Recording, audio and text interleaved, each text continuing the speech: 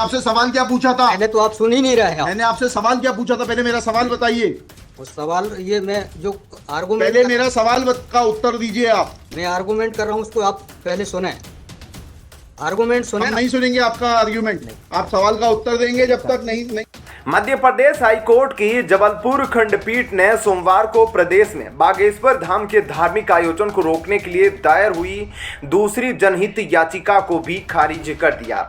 यह आयोजन इसी माह 23 मई और 24 मई को जिला बालाघाट के गांव लिंगा स्थित रानी दुर्गावती महाविद्यालय मैदान में होना है। यह याचिका एक वकील द्वारा कथित आदिवासी संगठन की तरफ से लगाई गई थी, जिसमें आयोजन से उनकी धार्मिक भावनाओं को ठेस पहुंचने का आरोप था। इस याचिका पर हुई बहस का वीडियो सोशल मीडिया पर वायरल हो रहा है। वायरल वीडियो में याचिकाकर्ता के वकील ने धीरेन्द्र शास्त्री की कथा आदिवासियों के धर्म स्थल बड़ा देव भगवान के बजाय कहीं और करवाने की मांग की। इस मांग पर जस्टिस विवेक अग्रवाल ने सवाल किया कि जहां अभी कथा होनी है वहां किस बात से आदिवासी लोगों की भावनाएं आहत होगी और वहां की मान्यताएं क्या है। कोर्ट के सवाल पर याचिकाकर्ता के वकील कोई संतोषजनक जवाब नहीं दे पाए। इस दौरान उन्होंने संविधान का हवाला दिया और जज पर अपनी बात न सुनने का आरोप लगा दिया। वकील ने कहा, यह संविधान में प्रावधान है, वही तो बता रहा हूं, आप समझने को तैयार नहीं हैं। वकील के जवाब पर जस्टिस विवेक ने उन्हें ठीक से बात करने के लिए कहा। हालांकि इसके बाद भी वकील ने कोर्ट में जज से कहा, आप सुनने को तैयार नहीं हैं, कुछ भी बोले जा रहे हैं। वकील के इन शब्दों पर जज ने उन्हें अवमानना का नोटिस जारी करने के आदेश दिए। जस्टिस विवेक ने कहा, आपको हाईकोर्ट में बहस करने का तरीका नहीं मालूम है, अपना जवाब आप नोटिस में दीजिएगा। जज ने आगे से गलत बहस करने पर वकील को जेल भेजने की चेतावनी दी है। इस वीडियो में आगे जस्टिस विवेक ने वकील से सर्वे आदिवासी समाज के बारे में पूछते हुए सवाल किया कि उन्हें बहस के लिए किसने अधिकृत किया। साथ ही कहा, ध्यान रहे जरा सी भी उल्टी सीधी बहस की तो यहीं से जेल भेजूंगा, वकालत खत्म हो जाएगी। तहजीब से बात करना सीखो, बदतमीजी करना भूल जाओगे सारी। तुम लोगों ने यह सोच लिया है कि बदतमीजी करके अपने आप के लिए बहुत बड़ी टीआरपी जमा कर लोगे। यह भूल जाते हो कि जिस दिन हमने जेल भेज दिया उस दिन सारी वकालत बंद हो जाएगी। तुम लोगों को सिखाकर भेजा जाता है कि बदतमीजी करो। जज ने वकील से माफ़ी मांगने के लिए भी कहा। एक सवाल के जवाब में वकील ने खुद के हाईकोर्ट में साल 2007 से प्रैक्टिस किए जाने की बात कही। याचिकाकर्ता के नाम के तौर पर हेमलता दुर्वे और कर्नल हरनाम का नाम था। याचिकाकर्ता समूह सर्वे आदिवासी समाज के अध्यक्ष का नाम के तौर पर सादे कागज में मनसाराम मरावी दर्ज था। जस्टिस विवेक ने इस संगठन के रजिस्ट्रेशन और लेटर हेड आदि के बारे में पूछा तो वकील ने रजिस्ट्रेशन होने पर कोर्ट में न लगाने की जानकारी दी। इस जवाब पर जस्टिस विवेक ने टिप्पणी करते हुए ऐसी याचिका को स्पॉन्सर पेटिशन कहा। आखिरकार हाईकोर्ट ने यह याचिका खारिज कर दी।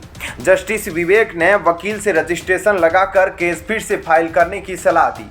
साथ ही अंत में कहा, पक्षकार को बताइएगा कि हमारी गर्मी दिखाने की वजह से कोर्ट ने खारिज कर दिया। अपने आदेश में जस्टिस विवेक अग्रवाल ने इस बात का भी जिक्र किया कि तथाकथित सर्वे आदिवासी समाज के वकील ने सवालों के जवाब देने के बजाय बेवजह ही बहस की। आदेश के मुताबिक अधूरे कागजातों के साथ पेश हुआ याचिकाकर्ता यह साबित नहीं कर पाया कि प्रस्तावित कथा से आदिवासी समाज की भावनाएं कैसे आहत होगी। खास बात यह रही कि यह याचिका दायर करने वाले वकील को इसी मामले में जस्टिस विवेक अग्रवाल द्वारा 18 मई को दिए गए आदेश की जानकारी नहीं थी। तब जस्टिस विवेक ने धीरेन्द्र शास्त्री के कार्यक्रम को रोकने की याचिका खारिज कर दी। गौरतलब है कि धीरेन्द्र शास्त्री के 23 और 24 मई वाले इसी कार्यक्रम को रद्द करवाने संबंधी एक याचिका 18 मई को जस्टिस विवेक अग्रवाल की बेंच ने खारिज कर दी थी। तब दिवासी विकास परिषद के दिनेश कुमार ध्रुव की ओर से पेश हुए वकील प्रहलाद चौधरी ने कथा से आदिवासी क्षेत्र के प्रभावित होने, आदिवासियों की मर्जी के विरुद्ध आयोजन होने, ग्राम सभा की अनुमति न होने और साल 2023 विधानसभा चुनावों को प्रभावित करने जैसी दलीलें दी थी। एडवोकेट चौधरी ने धीरेन्द्र शास्त्री पर धार्मिक वैमनस्यता फैलाने का आरोप लगाया था। इन दलीलों के जवाब में जस्टिस विवेक अग्रवाल ने आपत्ति होने पर किसी संगठन की बजाय सीधे ग्राम सभा को कोर्ट आने की बात कही थी। आयोजन के लिए ग्राम सभा की अनुमति की जरूरत न होने की जानकारी देते हुए उन्होंने याचिका को प्रायोजित बताया था।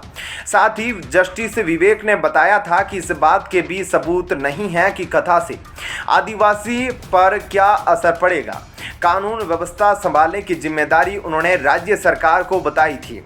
गौरतलब है कि हिंदू धर्म को बढ़ावा देने वाले वीडियो के वायरल होने के बाद से बागेश्वर धाम के महंत पंडित धीरेन्द्र शास्त्री को फायर ब्रांड कथावाचक कहा जाने लगा है। अभी कुछ समय पहले ही बिहार सरकार द्वारा उनके कार्यक्रम को रोकने का प्रयास किया गया था। खुद पर हो रहे इन हमलों पर टिप्पणी करते हुए धीरेन्द्र शास्त्री ने उस हाथी का उदाहरण दिया जिसके गांव में जाने पर कई लोग उसे केले, पूड़ी और तरह तरह के पकवान खिलाकर गणेश मानकर उसकी पूजा करते हैं, तो दूसरी तरफ आवारा कुत्ते भौंकने लगते हैं। बकौल धीरेन्द्र शास्त्री, अगर हाथी कुत्तों को जवाब देने लगे तो लोग हाथी को पागल ही कहेंगे, इसलिए हाथी उन कुत्तों को अनदेखा करते हुए अपने रास्ते पर आगे बढ़ता रहता है। ऐसे में क्या कहना है आपका इस खबर पर, जरूर बताइएगा। धन्यवाद। जय हिंद।